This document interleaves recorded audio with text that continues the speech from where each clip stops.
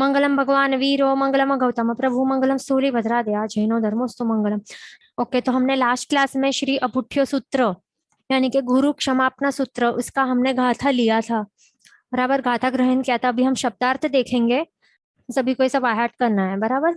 इच्छा कारण मतलब क्या कि स्व इच्छा थी, मतलब हम गुरु भगवंत को कह रहे कि आप आपकी इच्छा से, संधि सह मतलब आदेश आपो, भगवान मतलब कि हे भगवान, मतलब कि भगवान मतलब यहाँ पे सिर्फ ये अर्थ नहीं लेना है कि जो हमारे अरिहंत भगवान है वो वे नहीं, बट भगवान मतलब कि जो गुरु भगवंत है, तो वो।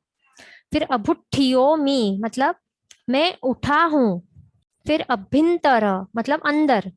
रायम मतलब कि रात्रि के समय के दरमियान जो भी मेरे से अपराध हुए हों वे सारे।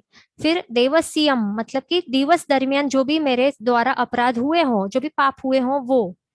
खामे मतलब क्षमाववाने मतलब वो सब उनकी क्षमापना करने के लिए। इच्छम मतलब कि मैं इच्छा कर रहा हूँ। खामेमी मतलब कि मैं क्षमा रहा हूँ। क्षमाने का मतलब क्या है कि मैं मतलब क्षमापना दे रहा हूँ, क्षमा मांग रहा हूँ। फिर देवसीयम दिवस दरमियान किए हुए जो सारे अपराध है उन सबकी मैं क्षमापना मांग रहा हूँ। फिर जंग किमची मतलब जो कोई भी। अपत्यम मतलब कि अप्रीति भाव, मतलब अप्रीति भाव मतलब क्या कि जो अच्छा नहीं लगा हो उस तरीके के भाव, बराबर।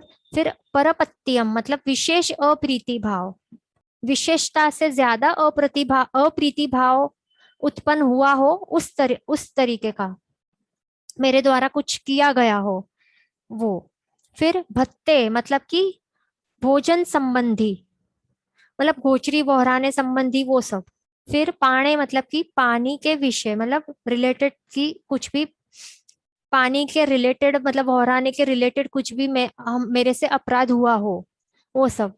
फिर विणा ए मतलब कि विनय के विषय, मतलब हम मेरे तरफ से कुछ अविनय हुआ हो।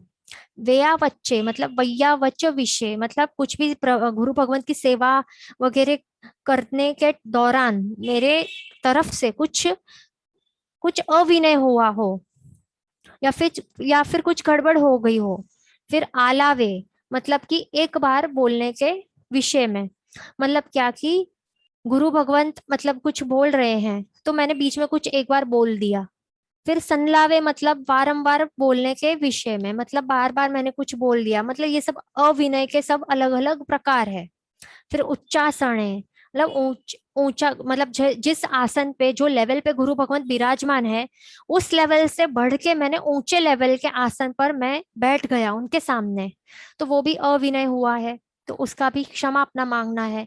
फिर समासने मतलब कि गुरु भगवान जिस जिस पाठ पर विराजमान है, जिस लेवल पे विराजमान है, तो उसी लेवल में मैं जाके बैठ गया।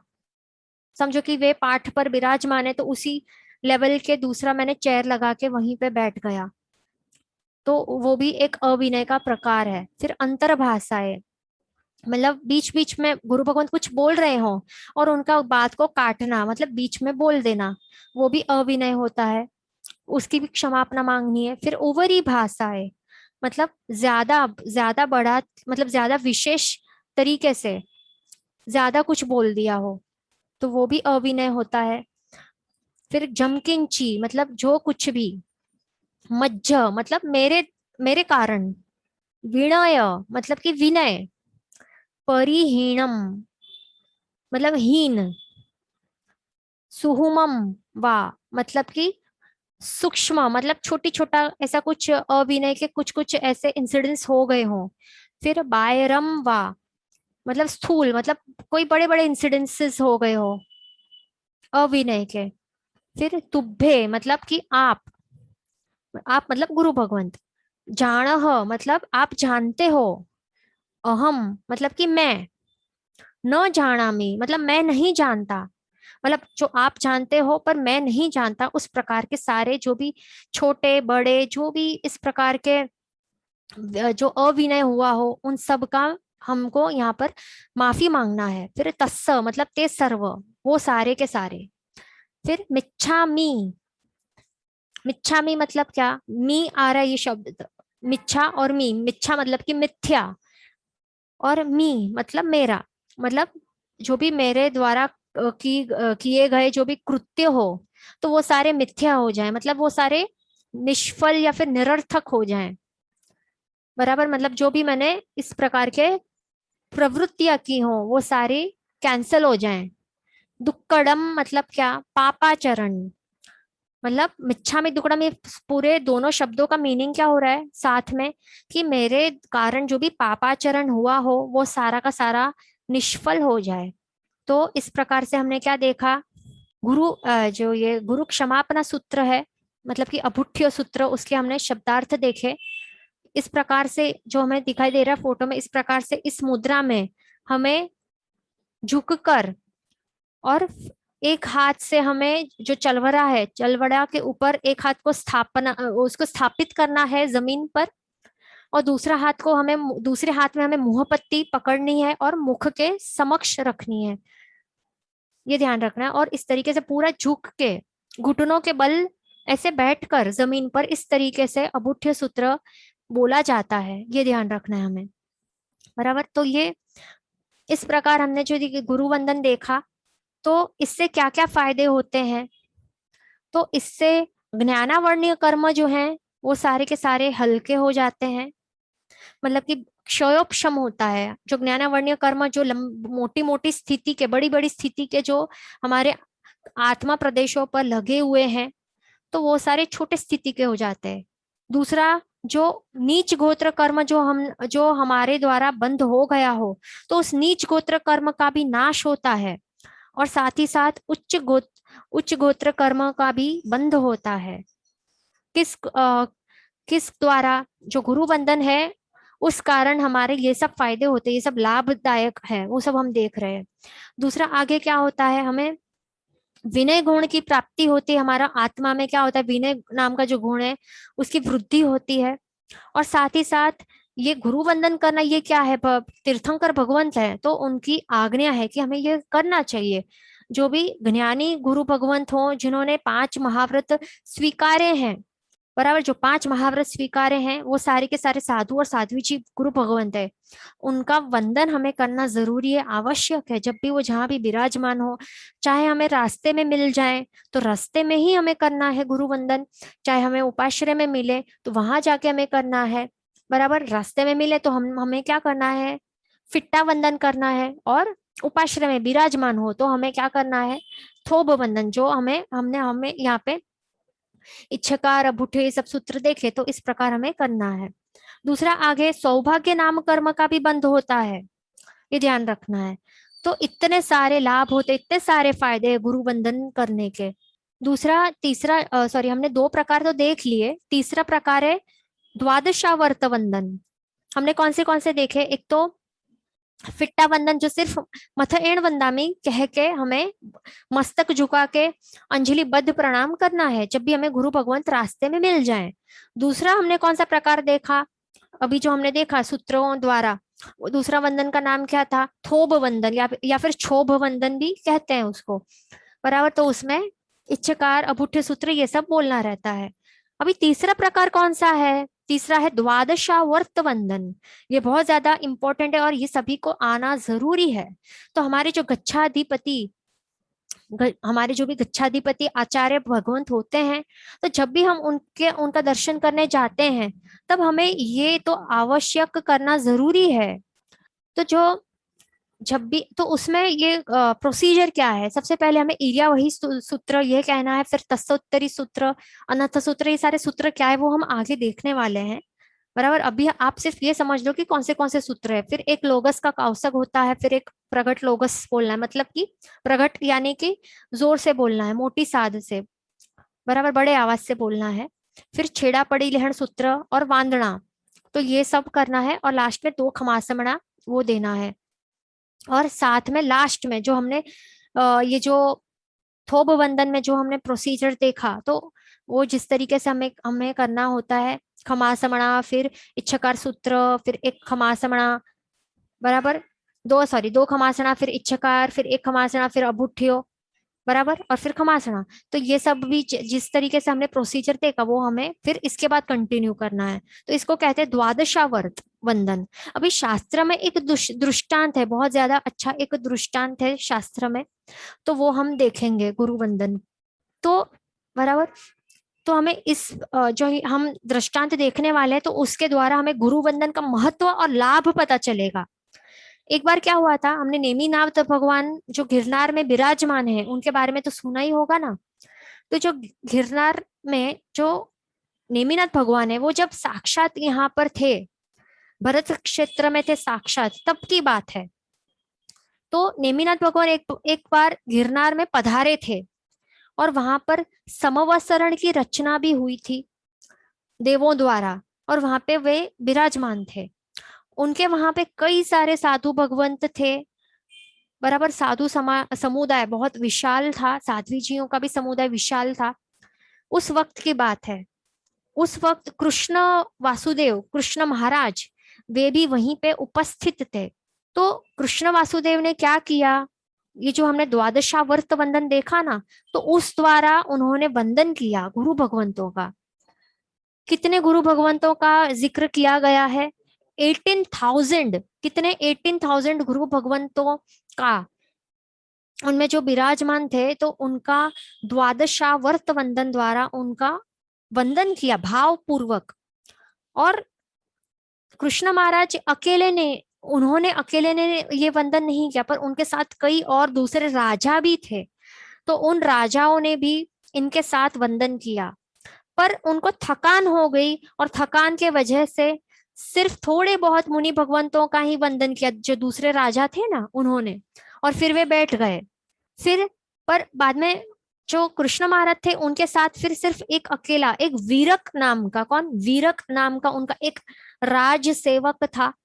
तो ये वीरक, बस इस वीरक जो राज सेवक था, इसने ही मात्र कृष्ण महाराजा का साथ दिया एंड तक। मतलब कृष्ण महाराज ने जितने भी 18,000 गुरु भगवंत थे उनका ये जो वंदन किया, वो भी द्वादशावर्त वंदन, तो इनके साथ किसने किया? साथ ही साथ वीरक ने किया। बाकी सारे जो राजा थे वो बीच में ही थक कर बैठ गए। पर इसमें क्या है, ये जो वीरक है उसने कैसा, किस तरीके का वंदन किया, और कृष्ण महाराज ने, दोनों ने सेम नंबर ऑफ गुरु भगवंतों का वंदन किया बराबर, पर दोनों में फर्क क्या है वो हम समझेंगे। तो कृष्ण महाराज तो, मतलब इन दोनों ने सारे के सारे गुरु भगवंतों का वंदन किया, अंत में कृष्ण महाराजा भी थक गए थे। सोचो कि वे स्वयं वासुदेव थे, फिर भी वे भी थक गए, इतने सारे गुरु भगवंतों का वंदन किया, विचार सोचने जैसी बात है। तब प्रभु प्रभु को उन्होंने क्या कहा, कृष्ण महाराज ने, कि हे प्रभु, 360 जितने संग्राम मैंने किए हैं खुद ने, कितने 360 संग्राम, संग्राम मतलब कि युद्ध, इतने सारे युद्ध मैंने लड़े हैं, फिर भी उसमें भी मुझे इतनी थकान महसूस नहीं हुई जितनी आज मैं महसूस कर रहा हूँ। तब भगवान ने क्या कहा कृष्ण महाराजा को, कि हे कृष्ण महाराजा, आपको क्षायिक सम्यक्त्व और तीर्थंकर नाम कर्म का बंध हुआ है। क्या क्या हुआ है उनको इस गुरु वंदन के द्वारा? उनको क्या क्या लाभ हुआ? एक तो क्षायिक सम्यक्त्व के धनी वे बन गए, और साथ ही साथ तीर्थंकर नाम कर्म का भी बंध हुआ, यानी कि वो आगे भविष्य में जाके, वे अभी तीर्थंकर भगवंत भविष्य में बनने वाले हैं, 24वीं में भी वे तीर्थंकर बनने वाले हैं कृष्ण महाराजा, अमम स्वामी करके।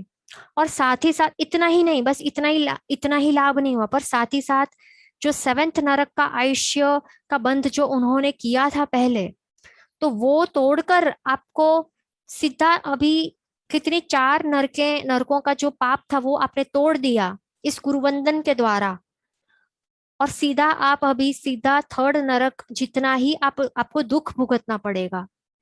तो इस दृष्टांत से हमने क्या सीखा, क्या पता लगा हमें, कि नरक का आयुष्य, सोचो कि 7th नरक का जो आयुष्य है वो कितना बड़ा है, और उसमें कितना समय तक ये जो पाप कर्मों का जो फल है, अत्यंत ऐसा बहुत ज्यादा खराब फल है, वो भुगतना पड़ेगा।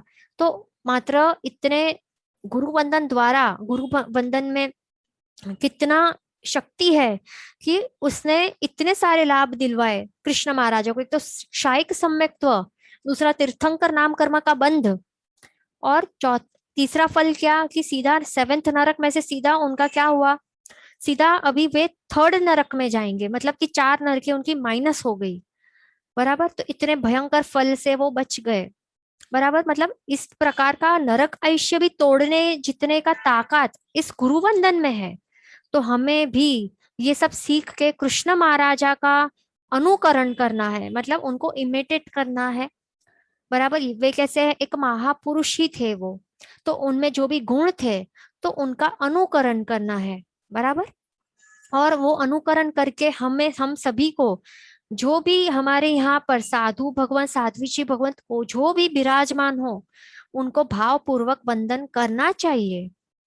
बराबर, और यहाँ पर एक पॉइंट नोट करने जैसा है कि कृष्ण महाराजा ने जितने भी वंदन किए, सारे द्वादशावर्त वंदन जो किए सारे, वो सारे कैसे किए, भाव पूर्वक किए थे। कैसे किए थे, भाव पूर्वक किए थे, और उसी कारण उनको उसका लाभ, उसका जो इतना अच्छा लाभ है, इतना महान लाभ है कि स्वयं उनको तीर्थंकर बनने उनको मिलेगा। और साथ ही साथ क्षायिक सम्यक्त्व का भी प्राप्ति, वो गुण भी उनके आत्मा में प्रकट हुआ।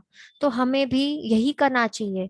पर अभी हमें ये क्वेश्चन आता होगा, तो फिर उनके साथ जो वीरक नाम का जो राज सेवक था, उसने भी तो 18,000 गुरु भगवंतों का द्वादशावर्त वंदन किया साथ ही साथ, तो उसे क्या लाभ मिला, ये क्वेश्चन हमें आता ही होगा ना।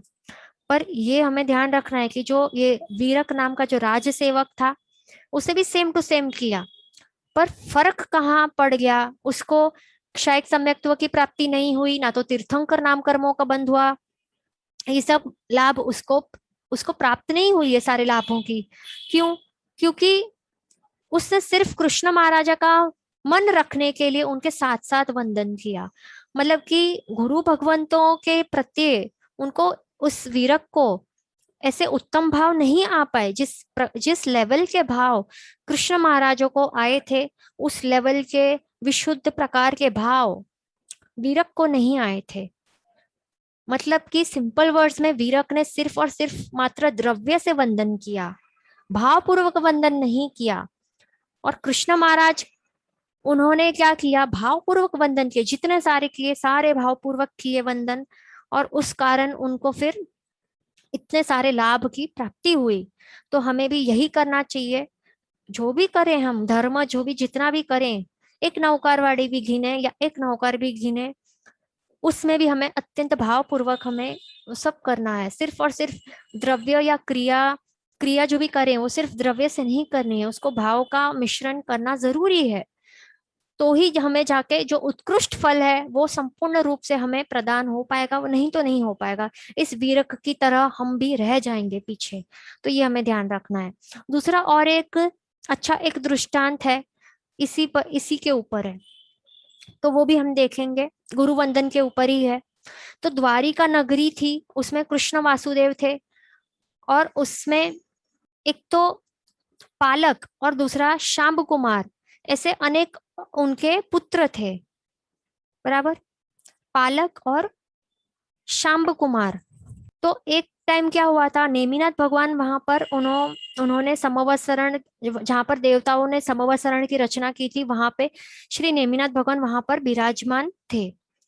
तो वहां पर क्या हुआ था कि कृष्ण महाराजा ने क्या कहा कि कल, मतलब टुमारो, जो भी मेरे जो भी बच्चे हैं, तो उसमें से सबसे पहले जो भी मेरा पुत्र सबसे पहले नेमिनाथ भगवान की सबसे पहले वंदना करेगा, मतलब कि वंदन, गुरु वंदन करेगा, तो उससे मैं मेरा जो अश्व है वो मैं उसको प्रदान करूंगा। तो उस वो सुन के जो शाम्ब कुमार थे, वे सुबह सवेरे जल्दी जल्दी वे उठ के, उनका जो शैया था जहाँ बेड था, तो वहां पे ही उठ के उन्होंने क्या किया, शाम्ब कुमार ने उनके शैया पे, मतलब कि बेड के ऊपर ही बैठ गए, और फिर वहीं से उन्होंने नेमिनाथ भगवान की वंदना की। पर जो दूसरा पुत्र था पालक, तो उसको तो ये जो अश्व था, तो उसको अश्व उसको मिल जाए, उसकी बहुत ज्यादा लालच हो गई थी, लालच आ गई थी। उस कारण उसने क्या किया, सुबह सुबह जल्दी से वो उठा, और फिर जो उसका घोड़ा था उसके ऊपर जल्दी से बैठकर वो का सीधा नेमिनाथ भगवान के पास चला गया, और वहां पे नेमिनाथ भगवान की जल्दी जल्दी वंदना कर दी। वंदना की। पर यहाँ पर क्या था, तो कृष्ण फिर यहाँ पर मतलब अभी कृष्ण महाराज फिर भी कंफ्यूज हो गए कि अभी क्या करना चाहिए और क्या नहीं। तो सीधा उन्होंने क्या किया, हमारे जो नेमिनाथ भगवान थे, तो वो केवल ज्ञानी है, सर्वज्ञ है, तो जो भी वे कहेंगे वो सत्य वचन ही होगा ऑब्वियसली। तो इस कारण कृष्ण महाराज ने क्या किया, सीधा नेमिनाथ भगवान के पास वे गए और फिर सीधा नेमिनाथ भगवान को ही पूछा कि भगवान, सबसे पहले आपकी वंदना किसने की? तो फिर भगवान ने क्या कहा कि जो पालक है, तो उसने सबसे पहले आकर यहाँ पर द्रव्य वंदना की है। क्या की है? द्रव्य वंदना की है। और शाम्ब कुमार ने क्या किया, घर बैठे बैठे ही मुझे भाव वंदना की है। तो ये सुन के कृष्ण महाराज ने क्या किया, शाम्ब कुमार को अश्वरत्न प्रदान किया। और यहाँ पर एक पॉइंट नोट करने जैसा है कि जो पालक था, जो पालक जो थे वो कृष्ण महाराज के बेटे पुत्र, तो वे कैसे थे, अभव्य थे। वो अभव्य का जीव था पालक। इस कारण जो अभव्य मतलब कि क्या, अभव्य जीव कैसे होते हैं कि उनको इस प्रकार के भाव आते ही नहीं है। बराबर, जो भी वो क्रिया करते हैं वो बस कोरी मतलब कि लुखी कहते हैं ना, कि उसमें भाव का घी उसमें मिक्स किया हुआ नहीं होता है। बराबर, वो कंप्लीटली कैसी होती है, रूखी होती है, लुखी होती है। मतलब कि जो भी उन्होंने वंदना की वो कैसी थी, सिर्फ द्रव्य से की थी, भावपूर्वक तो वंदना उसने की ही नहीं थी। मात्र सिर्फ काया से वंदना कर दी थी, वो भी इस अश्व की प्राप्ति के लालच में। बराबर, चित्त में कैसा था, उनके लोभ वृत्ति थी कि मतलब बस मुझे ये अश्व चाहिए चाहिए चाहिए। तो इस प्रकार की उसने द्रव्य वंदना की थी पालक ने। तो इस कारण इसको फिर अश्वरत्न की प्राप्ति भी नहीं हुई कृष्ण महाराज द्वारा, पर किसको हुई, शाम्ब कुमार को हुई। बराबर, तो ये हमें इसके ऊपर से हमें ये भी समझना जरूरी है कि जो भी हम वंदना करें, द्रव्य से नहीं पर भाव पूर्वक करना जरूरी है। मतलब क्रिया के साथ भाव भी मिक्स करना अत्यंत आवश्यक है, ये खास ध्यान रखना है। तो हमने ये दो दृष्टांत देखे।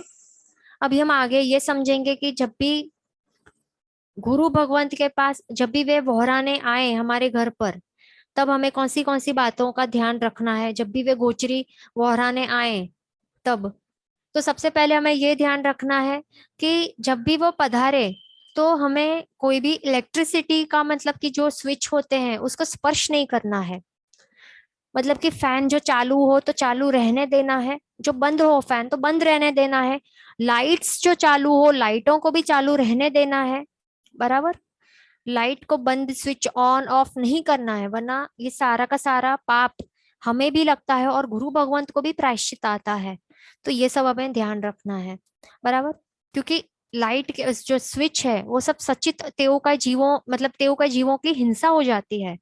इस कारण हमें वो टच भी नहीं करना चाहिए। जो फ्रिज हो हमारे घर पे, तो फ्रिज को भी टच नहीं करना चाहिए, ना टीवी, ना रिमोट कंट्रोल, ना मोबाइल, किसी भी जो भी ये वस्तुएं होती है जिसमें अग्नि का जीवों की हिंसा होती है, इस सारी वस्तुओं को हमें टच नहीं करना है, खास ध्यान रखना है। बराबर, नहीं तो कितने सारे गुरु भगवान जो क्या करते हैं, वे फिर वहराते भी नहीं है, वहीं से सीधा यू टर्न लेके चले जाते हैं। तो हमें सुपात्र दान का, वहराने का, भक्ति का लाभ नहीं मिलेगा। बराबर, ये ध्यान रखना है। और समझो कि हमने जो टच कर लिया टीवी या फिर ये सब असचित वस्तुओं को, तो फिर हमें जाके दूसरा जो भी घर वाले घर के जो व्यक्ति हैं, अन्य व्यक्तियों को टच नहीं करना है। बराबर, हमें साइड में खड़े रह जाना है, नहीं तो फिर हमें हमारे घर से भी गुरु ये गोचरी का वहराने का किसी और परिवार वालों को भी लाभ प्राप्त नहीं होगा। दूसरा ये बात है, ये भी ध्यान रखना है कि जब भी गुरु भगवंत पधारे तब हमें कोई भी फ्रिज में से कोई भी वस्तु को निकाल के वहां पे उनको वहराना नहीं चाहिए। क्योंकि फ्रिज में जो भी वस्तुएं पड़ी होती हैं वो सारी की सारी कैसी अभक्ष्य होती हैं।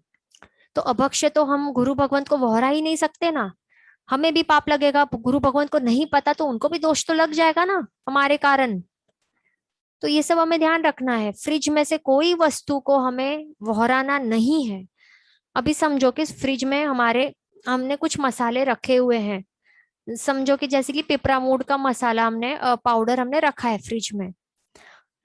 बराबर। तो अभी वो वहराने का हमें भाव हो रहा है, पर हमें क्या करना चाहिए, पहले से ही निकाल के रख देना चाहिए बाहर, वो भी हमारे खुद के लिए। ऐसा नहीं कि गुरु भगवंत के लिए हम निकाल के रख रहे हैं उनको वहराने के लिए, ऐसा नहीं। हमारे खुद के भोजन, हमारे खुद के उपयोग के लिए हमें पहले से ही बाहर रख देना चाहिए, और 48 मिनट्स तक उसे वैसे ही रहने देना चाहिए। उसके बाद ही हम गुरु भगवंत जो पधारे तो उनको वहरा सकते हैं।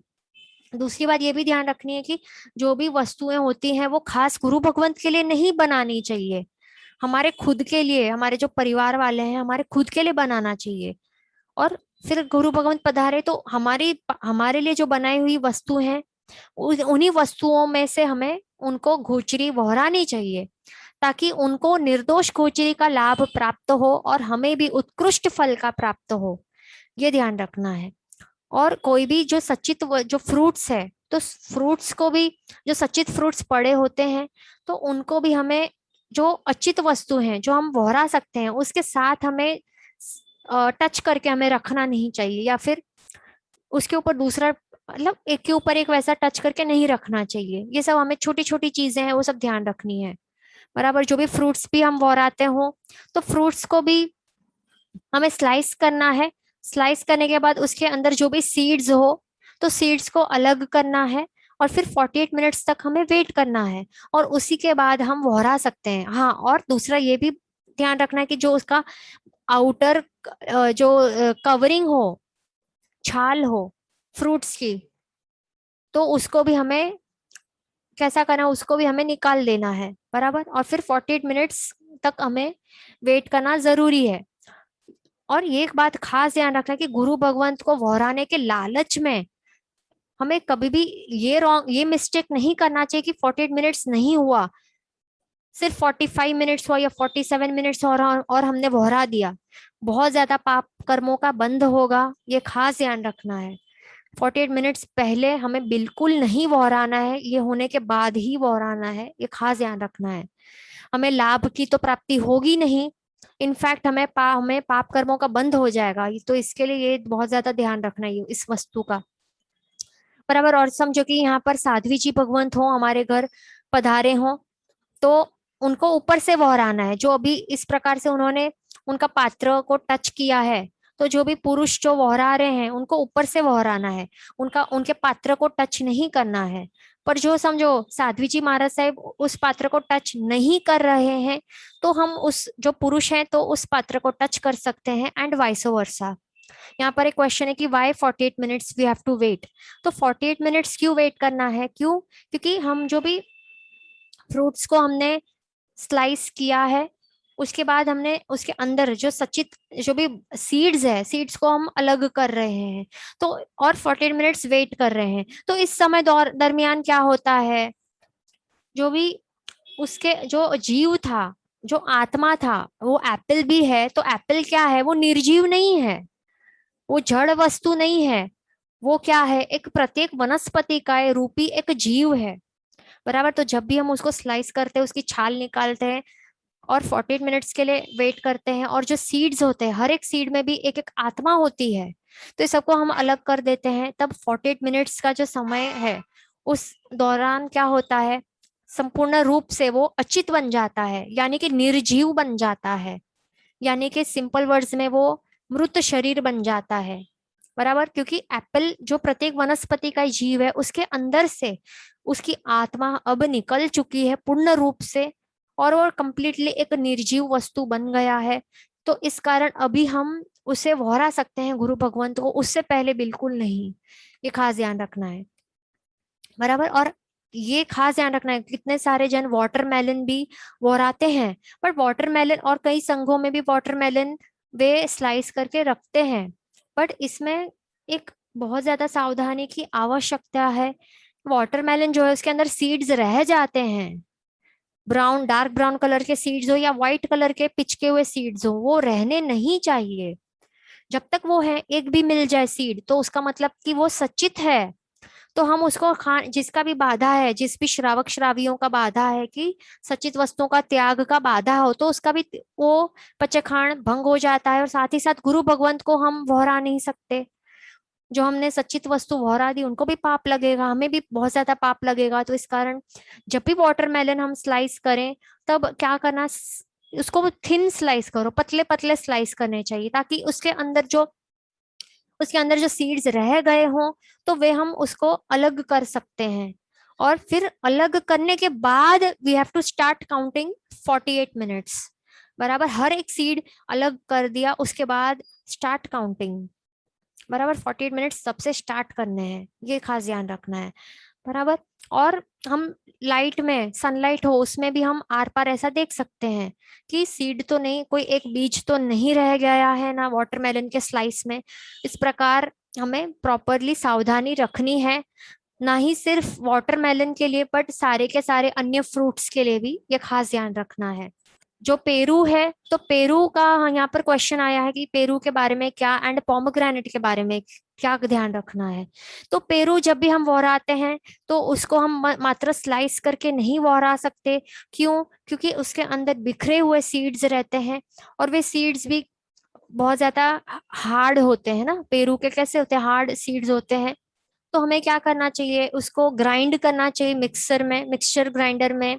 ग्राइंड करने के बाद उसको स्ट्रेन करना चाहिए, फिल्टर करना चाहिए, ताकि जो भी सीड्स जो बच गए हों, जो प्रॉपरली ग्राइंड ना हुए हों, वे सारे भी उसमें से निकल जाएं बाहर। ग्राइंड करने के बाद वो जो जूस है पेरू का, तो उस पेरू गुआवा या फिर पेरू, तो उस वो जो जूस है, तो उस जूस का हमें फिर 48 मिनट्स का काउंटडाउन स्टार्ट करना है। 48 मिनट्स होने के बाद वो जूस, पेरू का जूस कंप्लीटली अचित हो जाता है, और फिर वो वोहराने के लायक हो जाता है। तो बाद में उसको हम वोहरा सकते हैं। पर ये ध्यान रखना है कि उसको आप फ्रिज में रख दोगे और फिर वोहराओगे तो नहीं चलेगा। फ्रिज में जो भी वस्तुएं आती हैं वो अभक्ष्य ही बन जाती हैं। तो ये ध्यान रखना है, जो आपने फ्रिज में रखी हो कोई वस्तु तो उसको बाहर निकालना है। 48 मिनट्स वापस वेट करना पड़ेगा।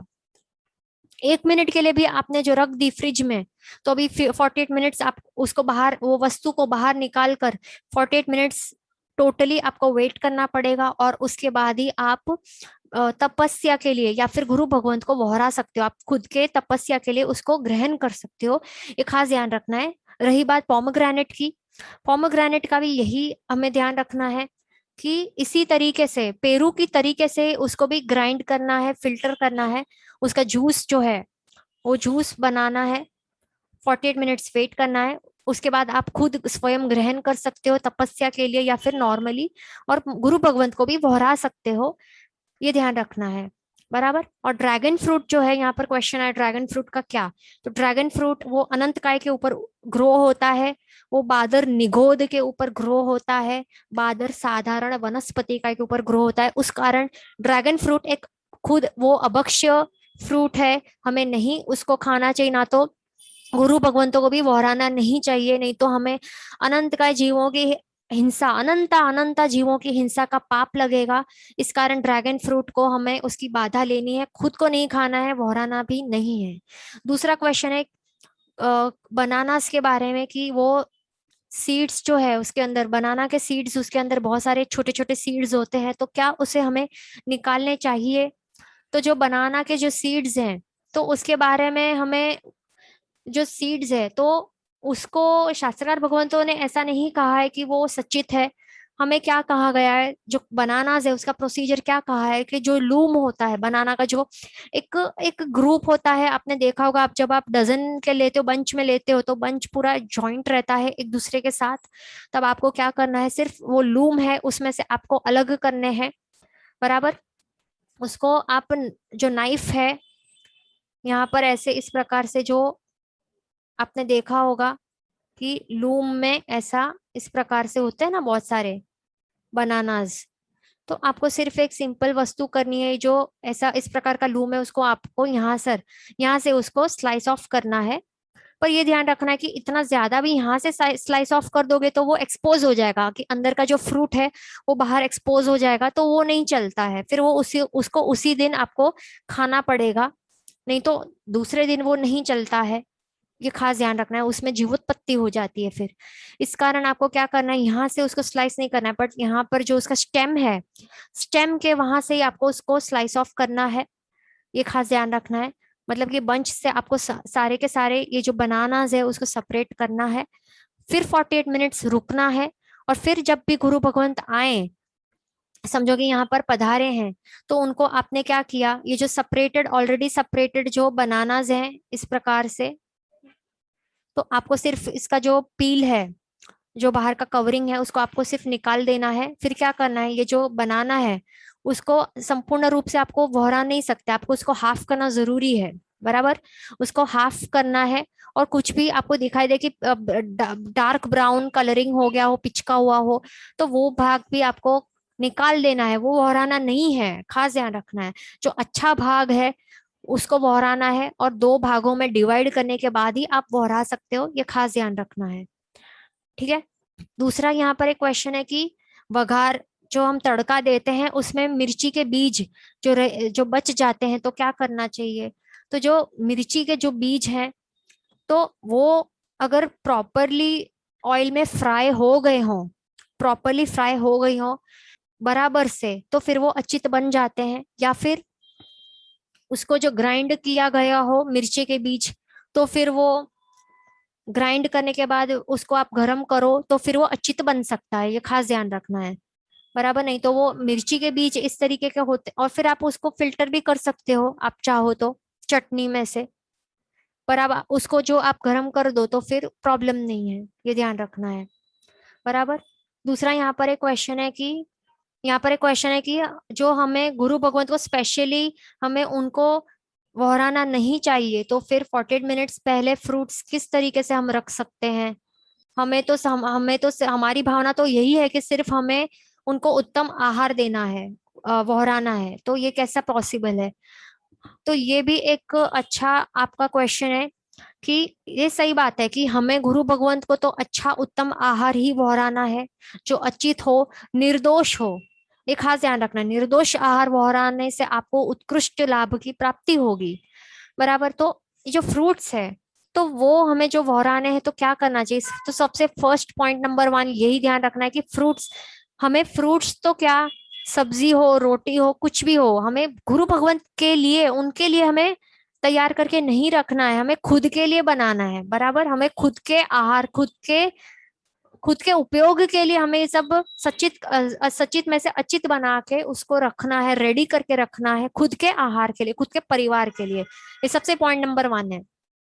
तो यहीं पे आपके सारे क्वेश्चन का आंसर मिल जाएगा कि आपको खुद के लिए बनाना है। गुरु भगवंत के लिए आप दोहराओगे तो वो दूषित हो जाएगी, आपको भी पाप लगेगा, गुरु भगवंत को भी पाप लगेगा। इस कारण हमें क्या करना चाहिए, हमें इतना तो एक आइडिया होता है कि गुरु भगवंत मोस्टली 11:30 के आसपास दोपहर का भोजरी के लिए पधारते हैं, और दूसरा सुबह सुबह 8 o'clock 7:30 8 o'clock तक पधारते हैं, और इवनिंग के 4:30 5 o'clock तक पधारते हैं। तो ये 3 टाइम आपको ध्यान में रखने हैं, और उस टाइम से पहले ही आपको क्या करना है, आपके परिवार के लिए आपको भोजन सब सब कुछ रेडी करके रख देना है, बस इतना सा सिंपल कार्य करना है, बराबर। और जो फ्रूट्स है, तो फ्रूट्स को भी आपको स्लाइस करके सीड्स अलग करके अचित बना के उसको आपको रख देना है।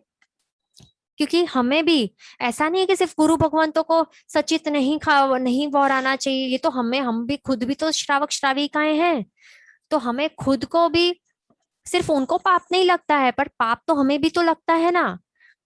तो एक तो आपको एक लाभ, एक फायदा हो जाएगा कि गुरु भगवंतों को आपको इतना भाव है सुपात्र दान करने का, तो आपका खुद का भी ये फ्रूट्स का जो सचित का उपभोग हो रहा था इतना सालों से, तो वो भी बंद हो जाएगा, बराबर। और साथ ही साथ आपको वहराने का भी लाभ मिलेगा, बराबर। तो ये सब करना चाहिए हमें, स्लाइस करके सब रेडी करके रखना चाहिए हमारे खुद के लिए, बराबर। हमें खुद को भी ये अचित फ्रूट्स खाने चाहिए। तो आपको हमें जो उससे क्या लाभ होता है, हम जो सचित अवस्था में खाते हैं ना, मतलब ये जो एप्पल हो या कोई भी फ्रूट हो उसके अंदर आत्मा अभी भी हो, जब मतलब पड़ी रहती है, तो उसका कितना पाप लगता है। जैसे कि हम कोई रियल व्यक्ति को खा जाए तो मतलब रियल जीव को खा रहे हैं, वैसा पाप लगेगा हमें। इस और हमारे आत्मा में जो दया गुण है, करुणा भाव है, वो सब चले जाएंगे, हिंसक बन जाएंगे, क्रूरता आ जाएगी हमारे में, बराबर। तो इस कारण हमें सचित फ्रूट्स का त्याग हमें खुद को भी करना चाहिए, वो अचित बन जाता है, उसके बाद ही हमें उसमें दांत भरने चाहिए, बराबर, मतलब माउथ में तभी हमें डालना चाहिए अचित अवस्था में, तो हमारे गुणों की भी रक्षा होती है। यहाँ पर एक क्वेश्चन है कि टमाटर क्या बहुबीज है? तो टमाटर बहुबीज नहीं है। टमाटर में सीड्स ज्यादा होते हैं, अवश्य होते हैं, पर फिर भी बहुबीज किसको कहलाया जाता है? कि जिसमें बहुत ज्यादा जो सीड्स है, तो हर एक सीड के बीच में लेयर जिसमें नहीं होता है, और बहुत बहुत ज्यादा प्रमाण में सीड्स होते हैं, तो उसको बहुबीज कहलाया जाता है, और वो अभक्ष्य होता है। जैसे कि एग्जाम्पल है ब्रिंजल, ब्रिंजल्स होते हैं, अंजीर होता है, तो ये सारे बहुबीज में आते हैं, तो वो सारे अभक्ष्य होते हैं। अंजीर मतलब कि ड्राई, या फिर वेट फिग्स होते हैं, वो सारे बहुबीज होते हैं। फिर बैंगन, वो भी बहुबीज होता है, but tomato is not a बहुबीज, ये ध्यान रखना है। उसका जो हर एक सीड है उसके ऊपर एक लेयर होता है, ये ध्यान रखना है, बराबर। तो वो भक्ष्य वस्तु है, हम टमाटोज हम खुद खा सकते हैं और वोरा भी सकते हैं अचित करके, ये ध्यान रखना है, बराबर। दूसरा यहाँ पर एक क्वेश्चन है कि वाई हमें बनानास को दो भागों में क्यों डिवाइड करके, हाफ करके क्यों गुरु भगवंत को वोराना चाहिए? क्योंकि उसमें क्या है, उसमें अतिचार एक जो अतिचार का गाथा आपने जो पढ़ा होगा, तो उसमें क्या है कि आंखों फोफल दांते भांगियो होए, इस प्रकार का एक अतिचार लगता है। मतलब कि पूरा का पूरा जो वस्तु है, पूरा का पूरा जो बनाना है, तो उसमें हम इसे डायरेक्ट माउथ में डाल के हम जो बाइट करेंगे तो हमें पाप लगता है। तो उसको कभी भी, ये सिर्फ बनाना की बात नहीं है, कोई भी फ्रूट हो, कोई भी वस्तु हो, पूरा का पूरा हमें मुंह माउथ में नहीं डाल देना है, उसको पहले हाथ में ही हाफ करना है, बराबर, और उसी के बाद हम उसको ग्रहण करना है, नहीं तो आंखों फोफल दांते भांगी हुए वो वाला अतिचार हमें लगता है, पाप लगता है इस कारण। और गुरु भगवंतों को भी पूरा का पूरा उस तरीके से नहीं देना चाहिए, वहराना नहीं चाहिए हमें हमारे, क्योंकि हम खुद के लिए, हमें क्या करना है कि जो भी आहार हमने जो खुद के लिए बनाया है, तो उसमें थोड़ा सा हमें रख देना है, और पूरा का पूरा नहीं वहराना है, क्योंकि नहीं तो फिर उसमें भी हमें पाप लग सकता है, बराबर, ये ध्यान रखना है। तो ये सेम चीज इसमें ग्रेप्स होते हैं उसमें भी लागू पड़ती है। बनाना का जो हमने देखा कि दो भागों में डिवाइड करने के बाद ही हमें वोराना है, तो ये सेम चीज ग्रेप्स में भी लागू होती है। उसका हमें दो हाफ करना चाहिए, क्या करना चाहिए, दो हाफ, क्योंकि अंदर उसके अंदर जो, उसमें भी दो मत है वैसे तो।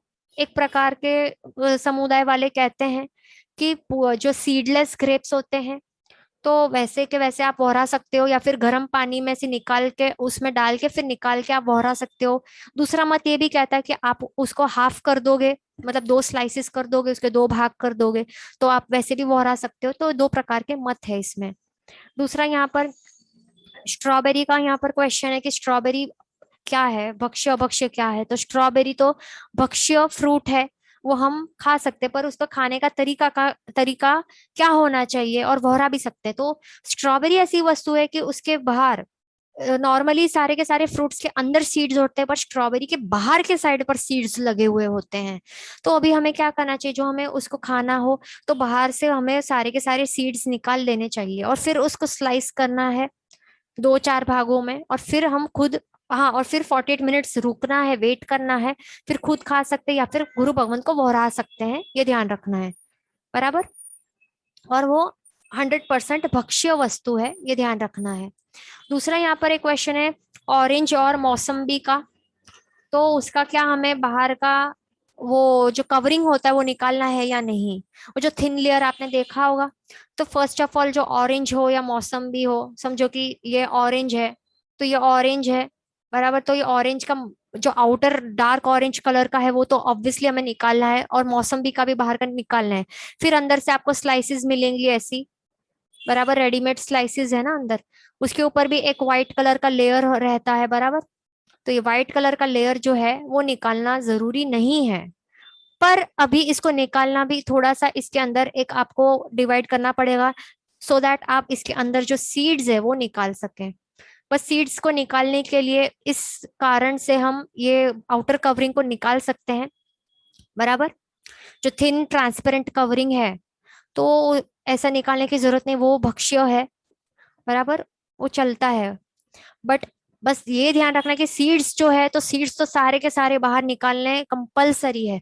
जो एक भी पिचका हुआ छोटू सा भी सीड जो रह जाएगा तो वो सचित हो जाएगा, तो और वो नहीं चलता है। तो ये सारे के सारे सीड्स निकालने के बाद आप उसको सनलाइट के थ्रू, यहाँ पे सन होगा तो सनलाइट के थ्रू आप देख सकते हो आर पार कि कुछ रह तो नहीं गया है। आपको दिखाई देगा जो रह गया हो तो, बराबर। और फिर उस सारे के सारे सीड्स निकाल के 48 मिनट्स तक वेट करना है, उसके बाद ही आप बहरा सकते हो, या फिर ग्रुप आप खुद खा सकते हो। ये ध्यान रखना है। तो और दूसरा कुछ आपको जो डाउट्स हो बहराने विषय में, तो आप पूछ सकते हो। यहाँ पर एक एक सजेशन है कि even we should use those things like गुरु भगवंत ने कल्पे। हाँ, तो हमें जो भी गुरु भगवंत को चलता है वही वस्तुएं हमें भी चलती हैं, जो गुरु भगवंत को नहीं चलती वो वस्तु हम खुद भी, खुद के आहार के लिए भी हमें भी यूज नहीं करनी चाहिए। यहाँ पर एक क्वेश्चन है पबड़ी के बारे में। तो पबड़ी जो है, तो वो हमें उस पबड़ी हमें अवॉइड करनी चाहिए, क्योंकि उसका आप जो production, harvesting process, growing process जो आप देखोगे तो आपको ख्याल में आएगा कि उसमें बहुत ज्यादा हिंसा होती है। जो बादर निगोद है उसकी भी हिंसा है, त्रस्त जीवों की हिंसा है, अपका के जीवों की हिंसा, बहुत ज्यादा हिंसा है। तो आपको जो पबड़ी में जो कैल्शियम है, तो वो कैल्शियम का सोर्स आपको कोई और भक्ष्य वस्तु में मिल जाएगा, तो आपको वो प्रेफर करना चाहिए। एंड वी कैन अवॉइड पबड़ी, बराबर, ये ध्यान रखना है। यहाँ पे क्वेश्चन है कि प्लीज रिपीट मीनिंग ऑफ अभव्य। तो अभव्य जो है, अभव्य के जीव कौन से होते हैं? जिनों जिनमें मोक्ष जाने की योग्यता नहीं होती है उसको अभव्य के जीव कहते हैं। और वो भाव पूर्वक कुछ भी नहीं करते, वो सिर्फ क्रिया, बस क्रिया करते हैं, बराबर। भाव का मिश्रण नहीं होता उनकी क्रियाओं में, उस प्रकार के अभवी जीव होते हैं। उनके वैसे उस प्रकार के भाव आते ही नहीं है। गुरु भगवंतों को देख के उस प्रकार के भाव नहीं आते, ना तो भगवान को देख के भाव आते हैं। मोक्ष प्राप्ति के लायक भाव भाव की या फिर इच्छाएं भी नहीं होती उनको, बराबर, ही ध्यान रखना है। यहाँ पर एक क्वेश्चन है कि is one whole fruit one जीव और मल्टीपल जीव। तो एक पूरा जो फ्रूट होता है, तो एक फ्रूट में क्या होता है, एक जीव, एक आत्मा होता है। फिर उसके अंदर जितने भी सीड्स होते हैं, हर एक सीड के अंदर एक एक आत्मा होती है, एक शरीर में एक आत्मा। तो आप कह सकते हो कि संख्याता उसमें जीव होते हैं, कितने संख्याता, जो काउंटेबल, बराबर, काउंटेबल जीव होते हैं एक टोटल एक फ्रूट में। ये ध्यान रखना है, बराबर।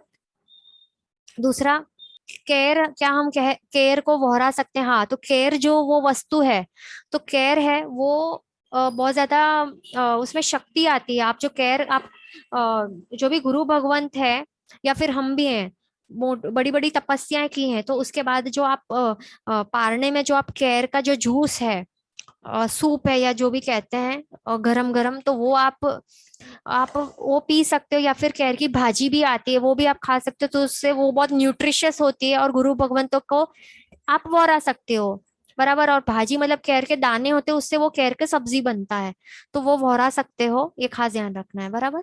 जिन वचन के विरुद्ध बोला गया हो तो इच्छामि दुक्कडम सर्व मंगल मांगल्यम सर्व कल्याण कारणम प्रधानम सर्व धर्माणम जन्म जयति शासनम प्रणाम।